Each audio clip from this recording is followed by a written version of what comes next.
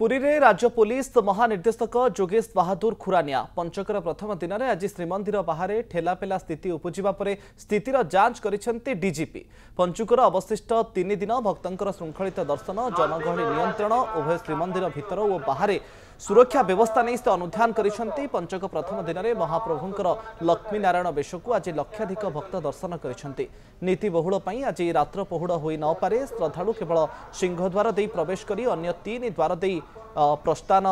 करने मध्य श्रीमंदिर प्रशासन पक्षर निवेदन कर भक्त पुनर्बार सिंहद्वार दे प्रस्थान न करने श्रीमंदिर मुख्य प्रशासक अनुरोध कर प्रोटोकॉल रास्ता और गलाबाटर भक्त मैंने न जावाई मुख्य प्रशासक अनुरोध कर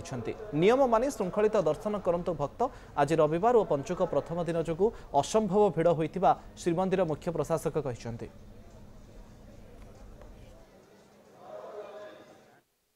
आमर नियम अनुसार श्रद्धालु भक्त मैंने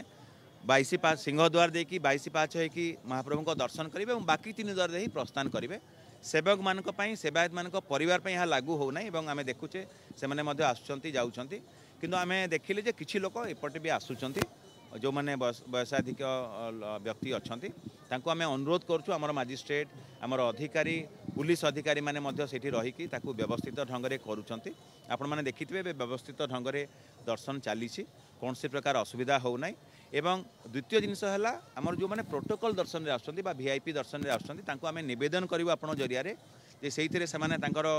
कौन से हिसाब से अहंकार को कि अलग हिसाब से नियंतु ना आम नवेदन करुँ श्रद्धा नवेदन करुँ से आमको सहयोग करूँ जद्वारा कि समस्ते श्रृंखलित भाव में दर्शन करें। सीमांचल पाढ़ी आम प्रतिनिधि पुरी अधिक सूचना आम सहित जोड़ी होती। सीमांचल वर्तमान समय केते संख्यार भक्तंकर भिड़ रही श्रीमंदिर सामने आज महाप्रभुंकर रात्र पहुड़ हम ना नहीं मुकेश देखो जेहेतु आज जो पंचुकर प्रथम दिन था तार भितर प्रायतः 3 लाख रु अधिक भक्तंकर आज समागम घटी जहाँ को लेकिन गोटे पुलिस चैलेंज था जो भाव में आम देखुले कि भाव में ब्यारिकेड भांगा आरंभ करके ठेलापेला एभली परिस्थिति उपजिला जहाँ को लेकिन आज पुलिस महानिर्देशक अनुध्यान करते सहित श्रीमंदिर मुख्य प्रशासक जिलापाल समस्ते संध्या समय तार स्थितिर समीक्षा कले आगु को किभली भाव में तो आहरी 3 दिन रही से समय कि भाव में परिस्थिति न देखा विशेष जेहेतु आज एत संख्यक भक्त एवं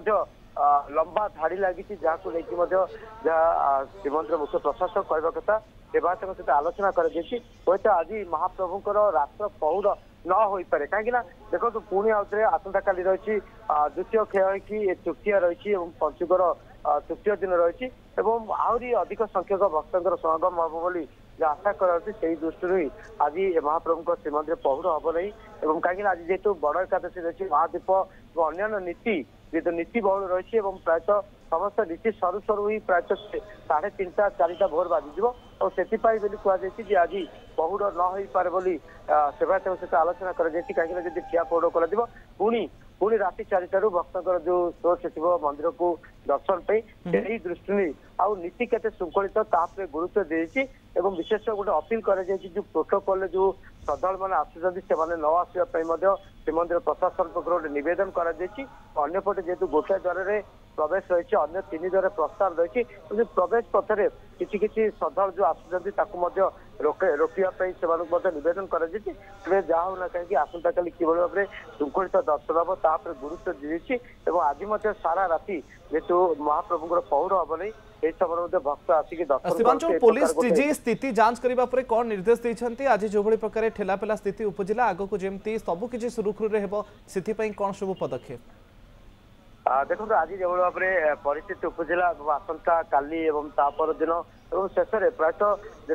कार्तिक पूर्णमी रही आज ठार ही प्रायतः कहुच्छे 3 गुणा लोकंर श्रद्धालुंकर बढ़ संख्या बढ़ से सब दृष्टि आज सबुठ बड़ खबर जहाँ नीति बहुल हुए तो आज रात्र पहुड़ न हो पारे। बहुत बहुत धन्यवाद सीमांचल आपनकर सूचना।